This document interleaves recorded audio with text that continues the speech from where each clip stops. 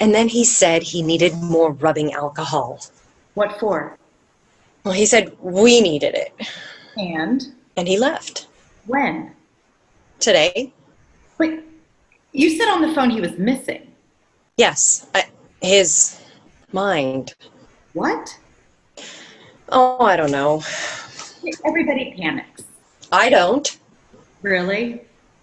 I have nuts, flour, crushed red pepper. I bought rice.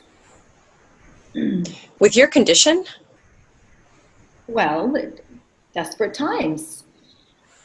Look, I'm not going to be able to help you this time. With your, Fine. You want to smoke a joint? Yes. Cool.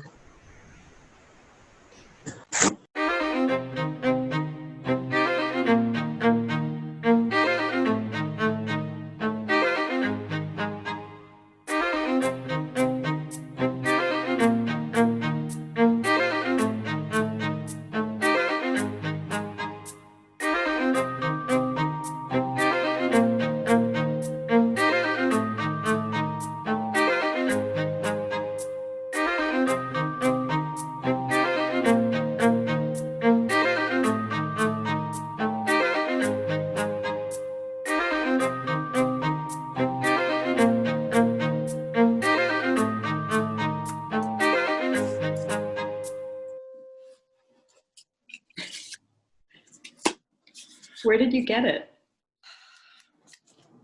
Found it in my purse. Santa Claus? Sure. For real? Do you have a dealer? I'm not with the Mexican cartel. You should. Why? Well, you have that face. Everybody gazes when they look at you. Years of boxing will do that to your face. See? That's a bonus. Being ugly? Tough. Ready to punch someone? No, thank you.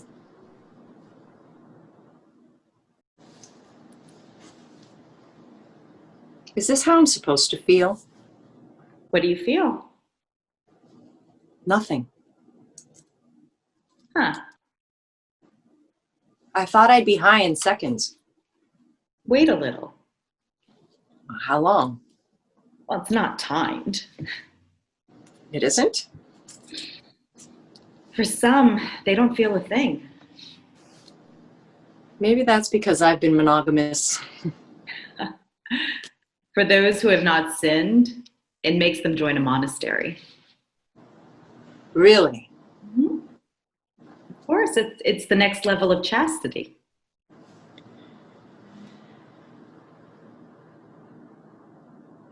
I heard in France that they ran out of condoms. Oh là là. C'est trop beau pour être vrai. You high? I studied abroad, remember? How many lovers did you have? In France? No, overall. Too many. Yes? Never mind. Oh, I need a drink.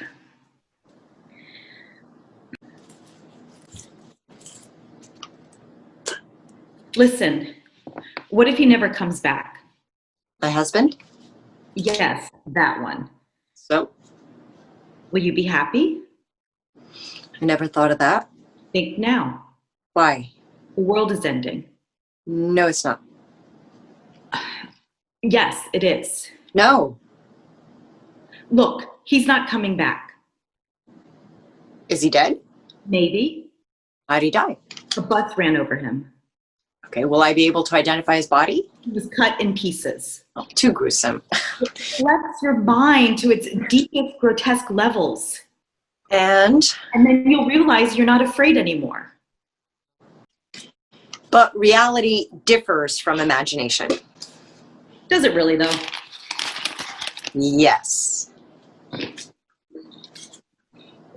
Look, he's not coming back. Cause of death is unknown. Maybe he left you. Does he have a lover? Do you want him to have a lover? He is free. He is not. He is married. So you've said you've been monogamous. I have. Look, he's not coming back from the store with rubbing alcohol. Yes. What's your reaction?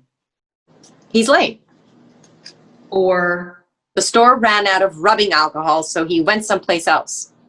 is he really that obsessed? What do you mean? What does he have to sanitize exactly? Well, he reads the news. It's terrible out there. Yes, but it's not going to solve anything. Whatever makes him think clearly. That's the thing. He's not. What would you do? About? This new virus. It's declared a pandemic. Lots of sex. So, bye. What? I have to leave. The streets are closed. Since? This minute. By who? The mayor. I'm going out. You can't. What? Are they going to arrest me? What if I have an emergency? Other than saving your own life? What if I need tampons? What? I am a woman. I know that. So I bleed. Okay, stay put. And die? You can't die from not wearing tampons. What if I cut my veins? Huh? It's an exercise. Tap into the darkest corners of your mind. It seems effortless with you. I do this daily. Why? Because life is boring. So, okay, you cut your veins.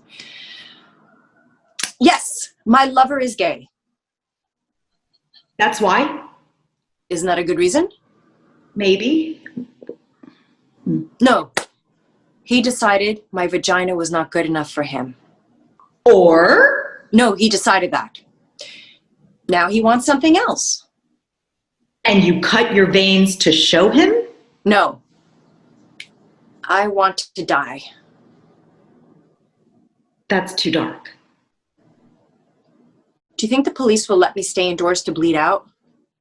Probably not.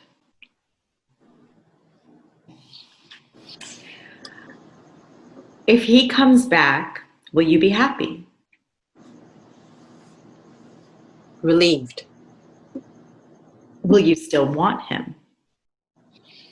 I've lost my sex drive. No one loses that. Yes. Replace it. It's not a library card. Look, you are not a nun. I know how it ends. I've had sex before. Okay. And? I know how it ends. Does he make you shift underneath your clothes? Like how? When he touches you? Oh, I keep my clothes on. You and your obsession for Japan. I like to travel. Be authentic. What do you mean? Shunga only works for the Japanese. Not true. Go there. That's all I'm saying. I should. What will sushi taste like? Will it taste the same? It sucks here. It's made for the tasteless American palate.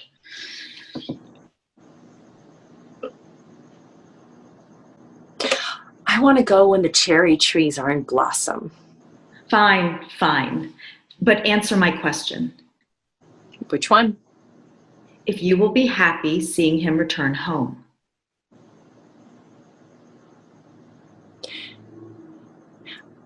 I'd tell him it was all for nothing.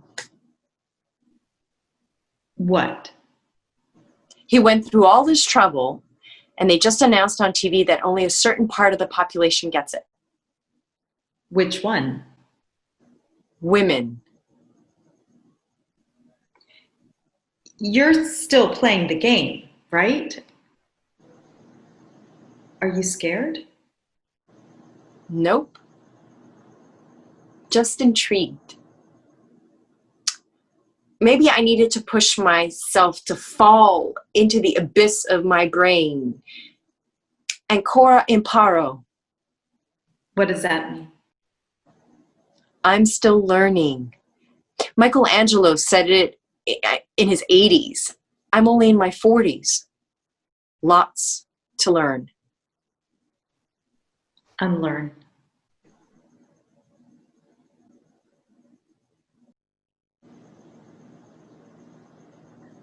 The new virus. Yes. Only women get it. Continue. That's what I tell him. And then I would take the bottle of rubbing alcohol off his hands, undress myself, and when I'm fully naked, I'd pour all of it on him, sanitize him. Yeah. So he feels the burn.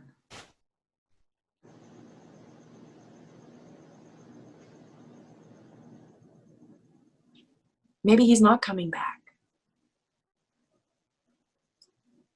What time is it? I don't know. Check your phone.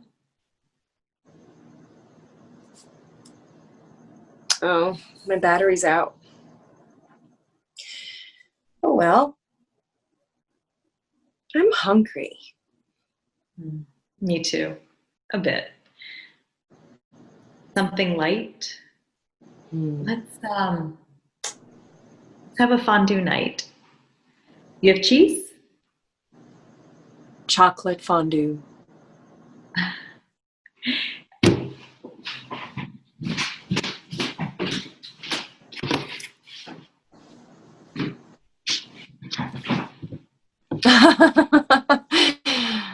Even better.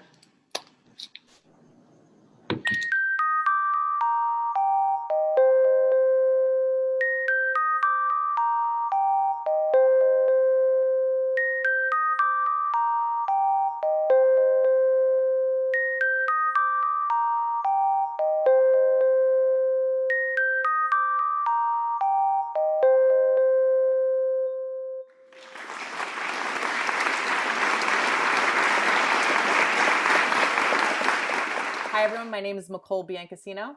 And I am Andrew Smith. And together we're the co-artistic directors for Project Y Theater Company. We thank you for watching our online production of Cliffhanger by Catalina Florescu.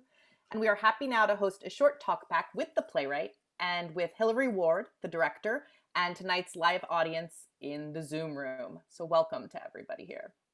Yes. Welcome. We're all very happy that you're here.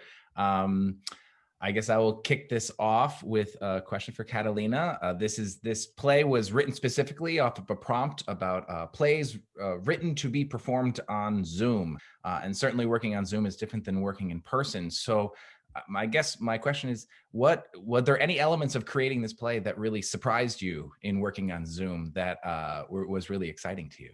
Thank you to Hilary and Andrea and Olga, first of all, and thank you to the organizers. The history of this play is very simple. I was teaching face-to-face at Pace University in New York City when all of a sudden we were asked to transfer into Zoom.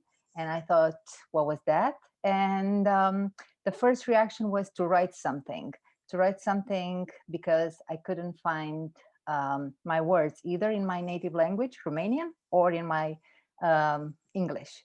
So writing for Zoom, for me, even to this day, is an adventure in a way, because I experiment with my own writing. But going back to March, I was having the best time of my life because I was teaching this interdisciplinary course for actors and for writers. And my partner was telling me, we were talking about theater, and I said, I like to write stage directions. I like to write certain words to be with a specific emotion, because maybe obviously I like to control the text. And he said, no, no, no, no, don't ever do that again. Just write without any stage directions. And I guess this works in Zoom. The good thing about this play is that I talked to Hilary once, and that was it. So I let Hilary continue what I started in March. So Hilary, how was it for you? Yeah, so Catalina, like we said, we had our meeting, and the other thing that she's not telling you is that she didn't assign lines to the women. So she really left it up to us to find who was saying what. She said you can go back and forth, and you guys get to decide who these women are. And she gave us a little puzzle to figure out.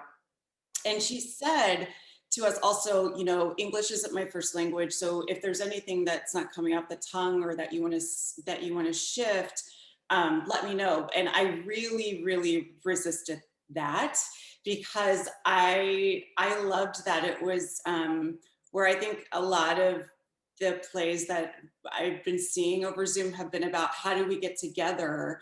I think that this play starts because somebody's reaction to COVID is like, get me out of here, and he runs. And so I loved that the play felt like it kind of turned the situation we're used to seeing on its head. And I think there are parts of the language that do that. I love that there are all these little twists and turns that you don't necessarily expect, and they aren't strictly realistic. And so we really tried to lean into that feeling with it. Any comments, questions? Lisa?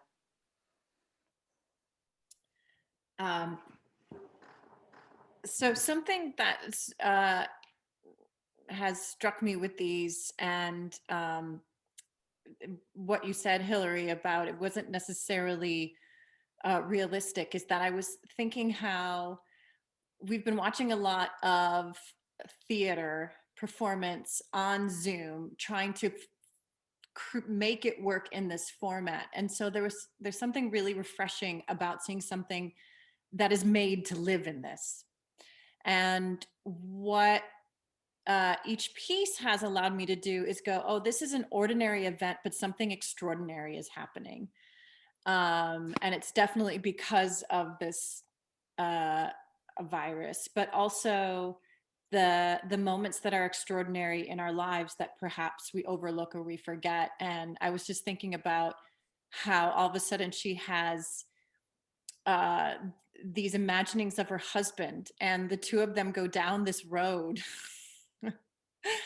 And it just sort of, it was actually really tragic, but then humorous, because they were going down a rabbit hole that eventually came to, of course, a very deep realization for her. But it started from a fantasy, which I found really intriguing and thought-provoking. I love that the last thing that Olga's character realizes is that she's hungry. And there's something really fascinating in this play that I think Catalina weaves in throughout about desire and hunger and waking up. And it just made such an evocative picture of probably who this woman was before she had to hide in her kid's bedroom to smoke a joint, like that's the one private place that she can find. And so I loved so much that Catalina gave them this image of like ooey gooey sumptuous food to feast on, and that these women were gonna have a feast out of this emergency, this crisis. Yeah, so just, I think you're right, Lisa, that it gives you this just beautiful becoming that they get to step into, awakening.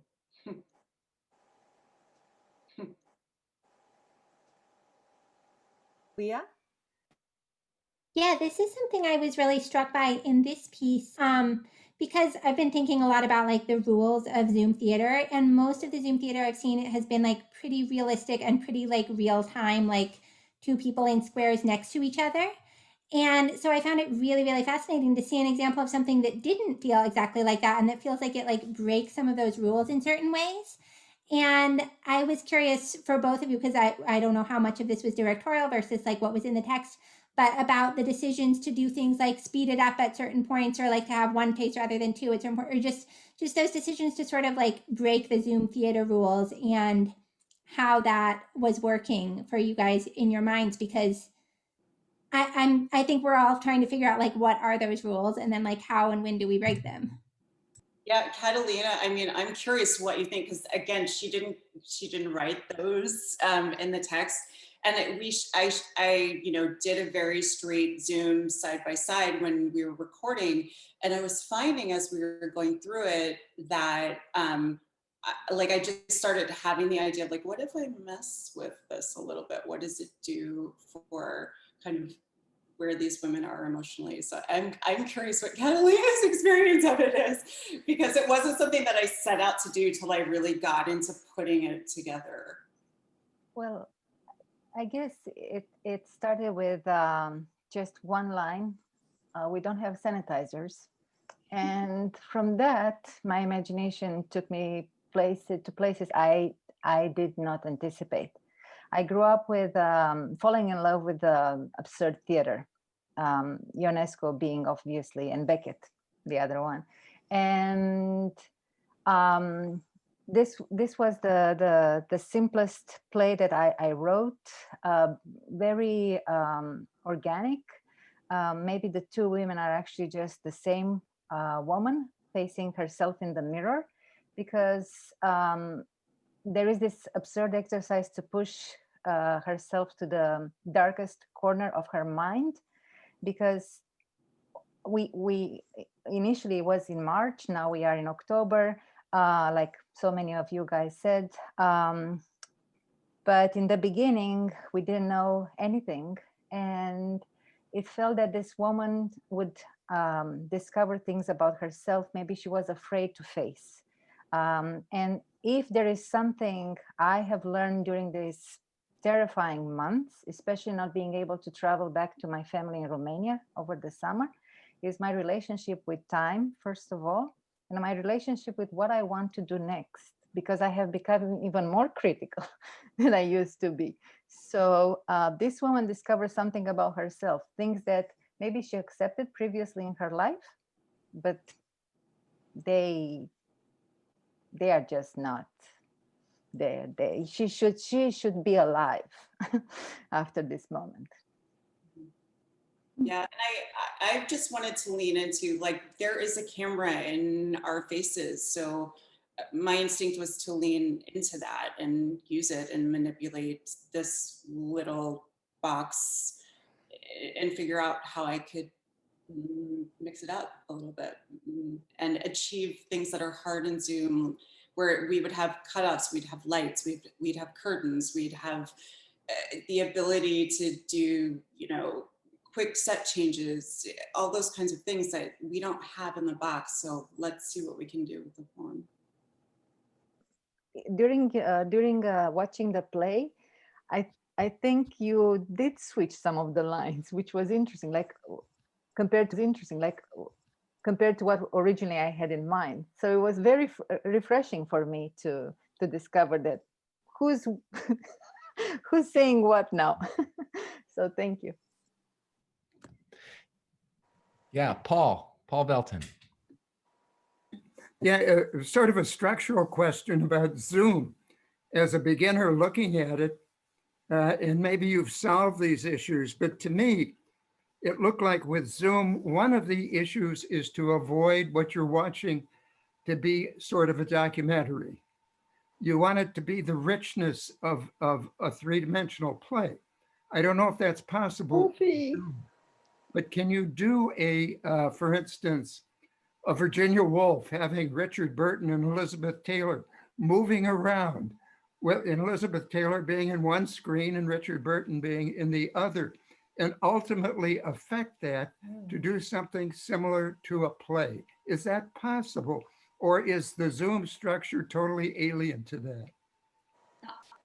I'll just say I worked on a project recently there, and Jen and Hilary may have as well. But a lot of people, there's a lot of pioneering happening within Zoom. I mean, these plays specifically, you know, the task was, or the prompt, the invite was something that's meant to be on Zoom. So we didn't really, I mean, Hilary had some of that gorgeous fast motion and other elements to it. But on the whole, we decided to be, I guess I shouldn't speak globally, but at least for our piece, we embrace that to sit in the Zoom reality. But there are a lot of things happening that allow you to actually break the structure of the Zoom, allow you to break out of the boxes, allow it to appear like two people are in one place. So there's a program called Isadora that a lot of people are using. So I think the longer we're on this platform, depending on what you want it to do, you know, people will keep innovating and will find other ways. I don't think it will ever be a replacement. It will be an innovation. But I think there's a lot of developments in that direction. Very good. Thank you.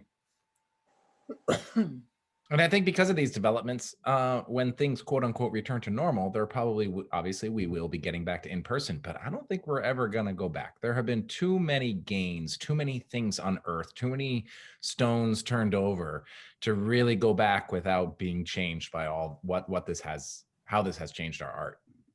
And I think also the chance, you know, I forget who was saying it, to collaborate with people that normally you wouldn't get to work with. That, you know, Jen and I worked on a play earlier this week, and people were in Ashland, we were in LA, there were people in New York, there were people in Colorado, which was really fantastic, and a wonderful experience. So I love that I'm getting that opportunity to collaborate with people that we wouldn't have a chance if we weren't in the same space.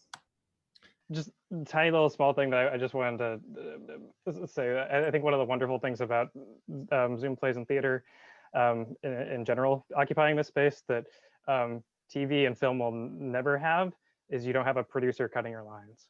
So I think there's something to say for that. Yeah, Tom, go for it. Yeah, just something I was thinking about, because I'm very new to Zoom as a theatrical platform. I didn't even think of the concept really, and so it was really enjoyed all the plays. One of the things that came to mind, especially with the way Hilary had those sequences where it was a shift of venue, and you know, so not so much about Zoom, just about more even social media. We do a lot of FaceTime and other ways of communicating where we're not, you know, near one another, but we get to experience the closeness and the distance at the same time, like we've been talking about. But we have teenage kids, and they're constantly, you know, FaceTiming or even occasionally on a Zoom, but we'll take the camera with them, and, you know, we're watching them do different activities, but they'll go from room to room. Sometimes there's rooms you don't want to go into with people, but you experience like that travel, that sort of more motion piece sometimes. And I know Zoom is a very static platform a lot of times, the way most people experience it. But I think sometimes there is this sort of, you know, hey, look at my backyard, or, you know, you do pick the camera up sometimes and pan around and show people more than just the static desk thing. So I love that you're saying that, because I also I love the movement, and I love like the different settings, and, you know, to evoke the ideas of the play. But I actually feel it also makes me think like almost everything I see on here feels like, because of the medium, like a dystopian thing, you know, like we're seeing, no matter what it is, like we're so aware of why we're watching the theater in this way. So there's always like this, I don't know, for me, no matter, you know, if I'm watching a company do a revival fundraiser of like a show that was never meant for Zoom, or if I'm watching Zoom plays, you're just really aware of your own relationship to what you're watching. yeah, and I'll add, you know, there's this aspect of Zoom, which is the dog walking through the frame, or the arm you were mentioning, you know, the third person that becomes part of the play that you was never intended to be part of the play.